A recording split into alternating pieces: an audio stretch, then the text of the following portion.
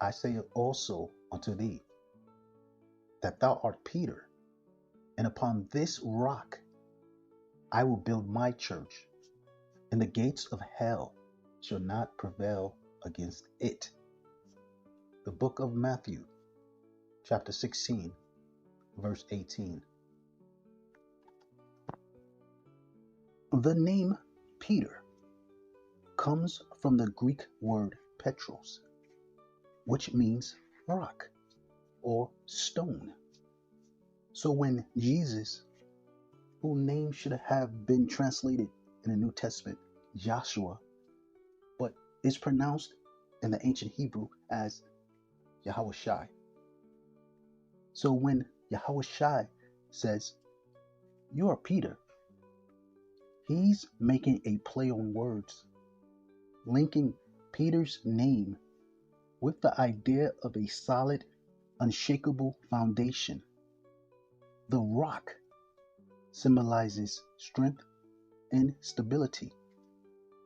When Jesus, Yahawashi, says, "On this rock I will build my church," he is not just referring to Peter personally, but to Peter's role in the early church. Jesus, Yahawashi, is indicating that Peter will serve as a foundational element for the church's establishment. In the context of church leadership, this passage is often viewed as giving Peter a special role as a leader of the apostles and a key figure and foundation of the Christian church. Some Christians' traditions, like Roman Catholicism, interpret this as establishing Peter as the first pope, with authority passed down through his successors. The quote, "The gates of hell will not overcome it," is seen as a promise that even in the face of opposition, persecution, or death, the church built on this foundation will endure. In the early church, this statement gave believers hope that the forces of evil would not be able to defeat the work of Christ in building his church, or the work of Yahawashi in building his church. This statement was made in the year 33 AD.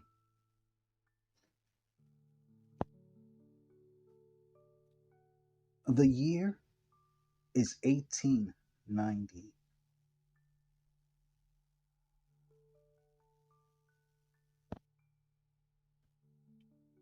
The gates of hell will not overcome it is seen as a promise that even in the face of opposition, persecution, or death, the church built on this foundation will endure. In the early church, this statement gave believers hope that the forces of evil would not be able to defeat the work of Christ, Yahawashi, in building his church.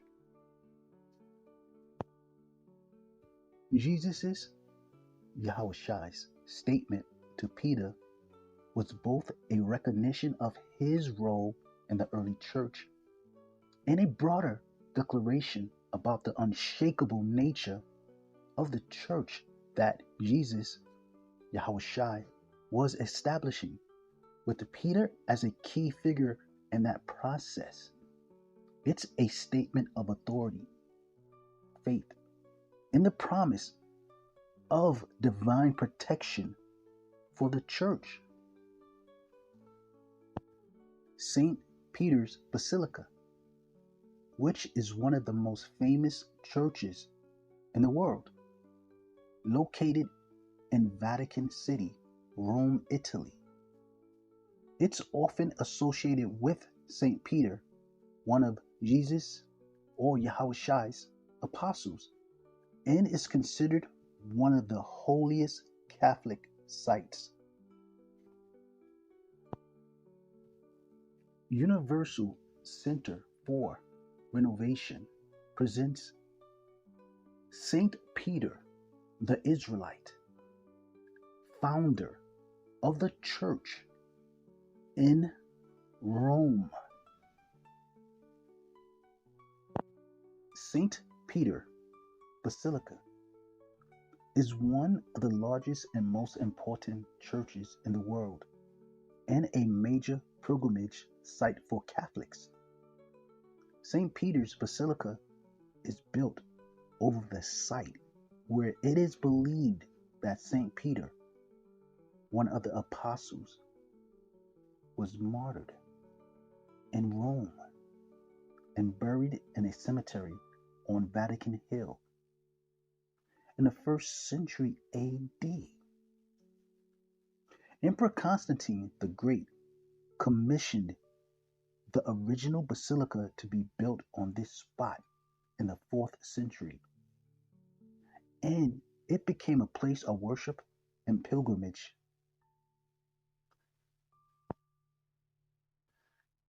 The current St. Peter's Basilica was constructed between the years 1506 and 1626. It's a masterpiece of Renaissance architecture with contributions from some of the greatest artists of that time. Donato Bramante designed the original plans. Michelangelo designed the iconic dome and contributed to the overall artistic design. Carlo Maderno and Gian Lorenzo Bernini were involved in the final construction and finishing touches. People kissing the feet of the statue of St. Peter inside St. Peter's Basilica, Vatican City, Rome, in the late 19th century. The iconic bronze statue of St. Peter in St. Peter's Basilica in the Vatican depicts him seated on a marble chair, holding the keys of heaven in his left hand and giving a blessing with his right. And it is believed to date back to the late 13th century, possibly by Onofo di Cambio. This is a reference to the passage in the Gospel of Matthew, chapter 16, verse 19, where Jesus, Yahawashi, says to Peter, "I will give you the keys of the kingdom of heaven." The keys are a symbol of papal authority and the power to bind and loose on earth, which is the foundation of the papacy. This is the Catholic Church tradition. This artwork is from Italian Pictures by Reverend Samuel Manning, published around or circa 1890. One of the most fascinating aspects of this statue is the right foot of St. Peter. Over the centuries, pilgrims have touched or kissed the foot of the statue as a sign of veneration and respect. As a result, the foot has been significantly worn down and is now polished and smooth from the countless acts of devotion.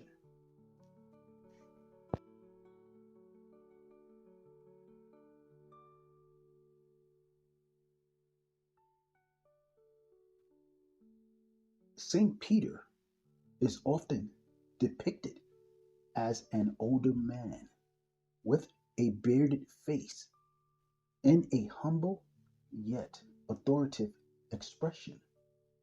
He wears traditional papal robes, symbolizing his role as the first pope. The statue's seated posture suggests both a sense of authority and humility, reflecting his role as a servant leader.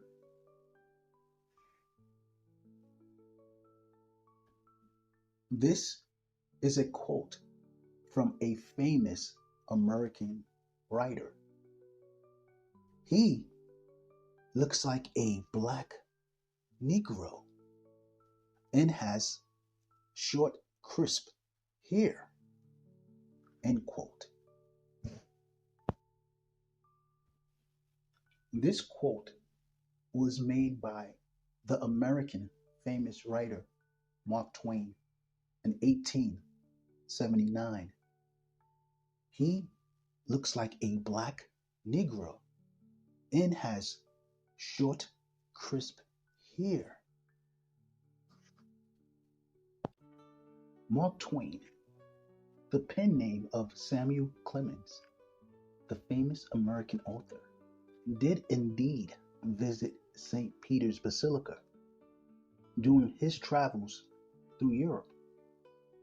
Twain's experiences and observations during his European journey were documented in his well-known book, The Innocents Abroad, published in the year 1869.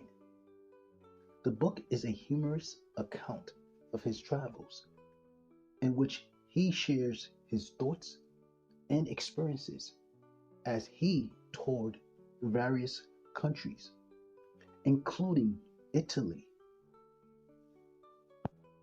In the book, The Innocents Abroad, Twain provides a detailed and often humorous description of his visit to Rome, including St. Peter's Basilica. His writings reflect a mix of awe and sarcasm, common in his observational style. Twain, being an outsider to the Catholic tradition, was both fascinated and critical of certain aspects of the grandeur and religious significance of the Basilica.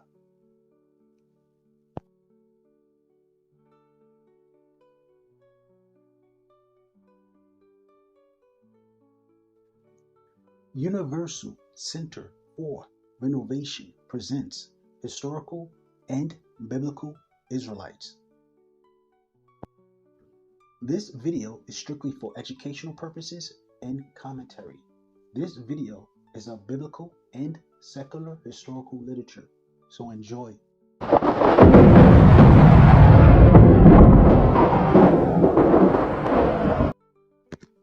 Mark Twain, Samuel Langhorne Clemens, born November 30th, 1835, died April 21st, 1910. Known by the pen name Mark Twain, was an American writer, humorist, and essayist. He was praised as the greatest humorist the United States has produced, with William Faulkner calling him the father of American literature. Twain's novels include The Adventures of Tom Sawyer, 1876, and its sequel, Adventures of Huckleberry Finn, 1884. With the latter often called the Great American Novel, he also wrote A Connecticut Yankee in King Arthur's Court, 1889, and Pudd'nhead Wilson, 1894, and co-wrote The Gilded Age, A Tale of Today, 1873, with Charles Dudley Warner. The novelist Ernest Hemingway claimed that all modern American literature comes from one book by Mark Twain called Huckleberry Finn.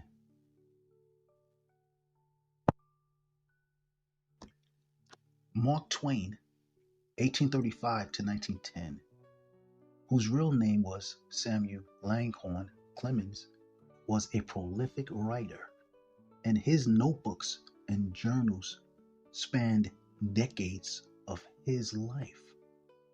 Twain's notebooks were filled with sketches, affirmings, reflections, ideas for stories, and his thoughts on various subjects, ranging from politics to religion to human nature.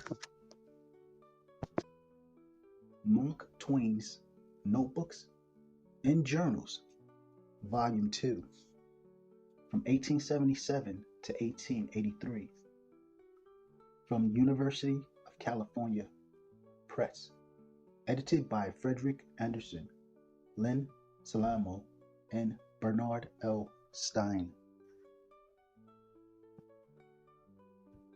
Entries from October 1878 to February 1879. November 1st. Great Festa Day. Shops all closed. Attended High Mass in a chapel of St. Peter's. Heaps of people of all ages, sexes, and professions. Kissing and scrubbing St. Peter, Jupiter's toe. He looks like a black Negro and has short, crisp hair. Page 239.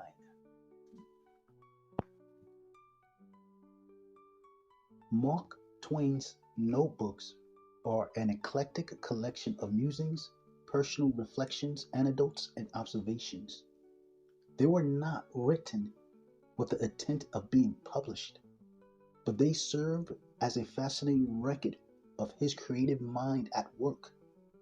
Some of these notebooks were written in traditional notebooks, while others were written or recorded in journals or loose notes. They were filled with rough drafts of ideas, often fragmented, and a mix of personal and public thoughts.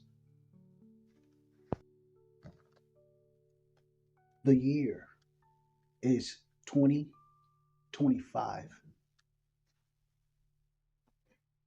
The exact number of people who have visited the statue of St. Peter in St. Peter's Basilica is impossible to determine, but it is certainly in the millions.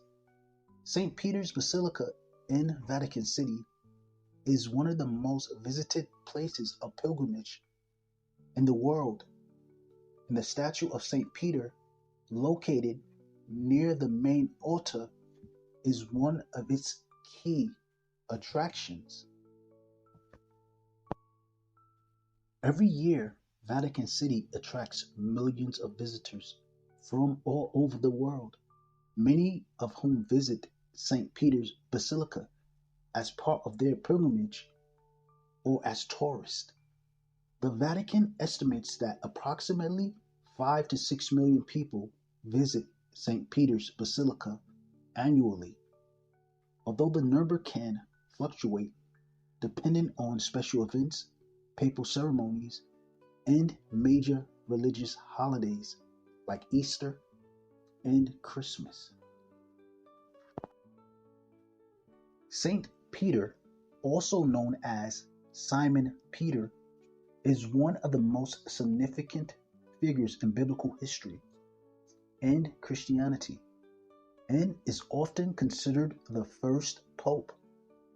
He was one of Jesus's, Christ, Yahawashi's, the Messiah, 12 apostles, a leader in the early Christian church, and also a martyr. His original name was Simon, but Jesus, Yahawashi, gave him the name Peter, from the Greek word Petros, meaning rock, to signify the role he would play in the establishment of the church. In those days, the church was made up of Israelites or Jews who believed Jesus, Yahawashi, was the Messiah and King of Israel. Peter was a fisherman by trade, working with his brother Andrew on the Sea of Galilee. He was likely born in the town of Basilica and later lived in Capernaum.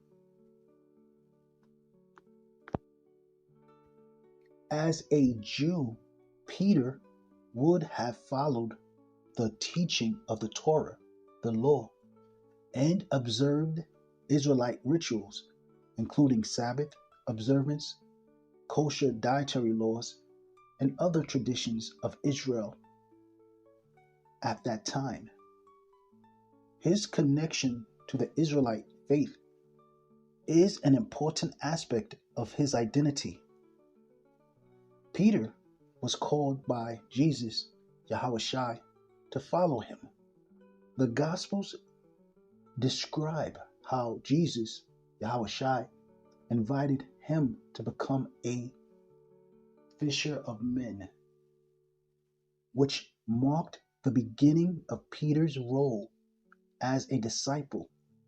Peter immediately followed Jesus, Yahawashi, and became one of his closest companions. Kissing the feet of a revered figure such as Saint Peter, who was considered the first pope, is an expression of honor and submission in Christian tradition. It signifies a deep respect for the spiritual authority that figure represents. In the case of Saint Peter, this act acknowledges his fundamental role in the church as a leader chosen by Jesus, Yahawashi. In the Bible, kissing the feet of someone was a common gesture of submission, humility, and honor.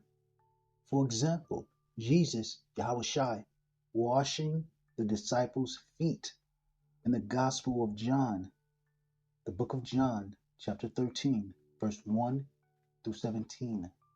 Jesus, Yahawashi, washes the feet of his disciples, including Peter, demonstrating humility and service. This act, while not a literal kiss, serves as an example of the importance of humility in the Christian faith, which were composed of Israelites in those days. The idea may not be understood by a non-Israelite who does not understand the cultural symbolism. In the book of Luke, chapter 7, verse 36 to 50, a woman kisses Jesus, Yahawashi's feet in a show of repentance and reverence, wiping them with her hair. Jesus, Yahawashi, praises her actions, indicating the significance of this gesture as an act of humility and devotion. We do not condone idol worship.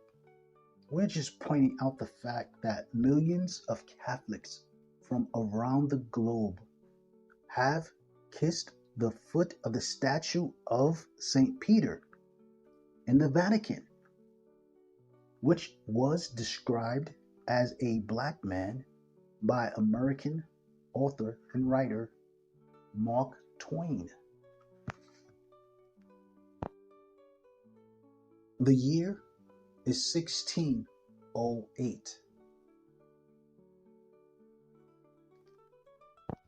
By 1608, the statue was already a significant object in St. Peter's Basilica. Pilgrims visiting the Basilica at the time would have been able to view it, and as tradition goes, some would have kissed the statue's right foot, which is now notably worn down, in an act of veneration. The year 1608 was a significant year for a Catholic kingdom in Central Africa. In that year, an ambassador arrived in Rome from the Congo.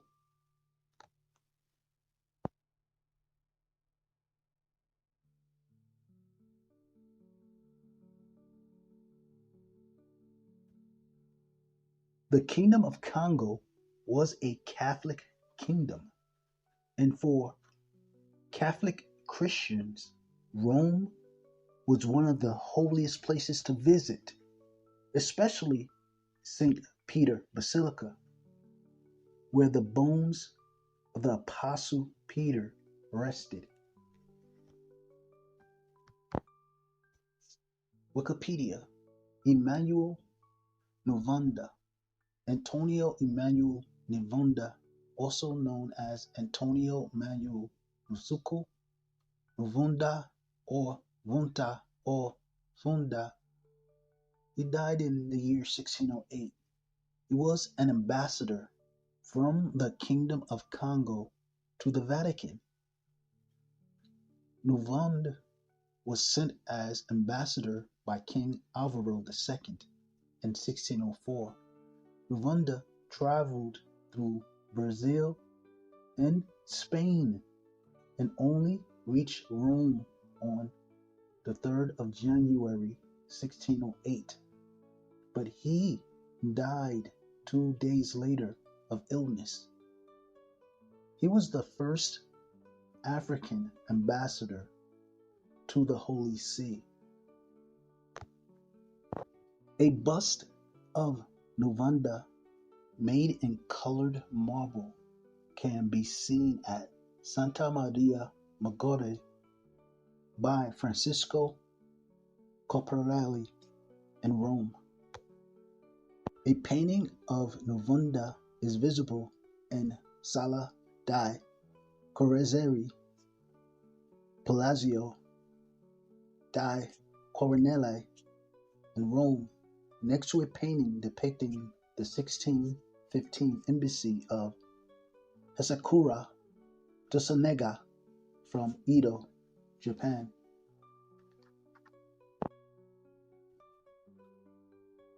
To be continued.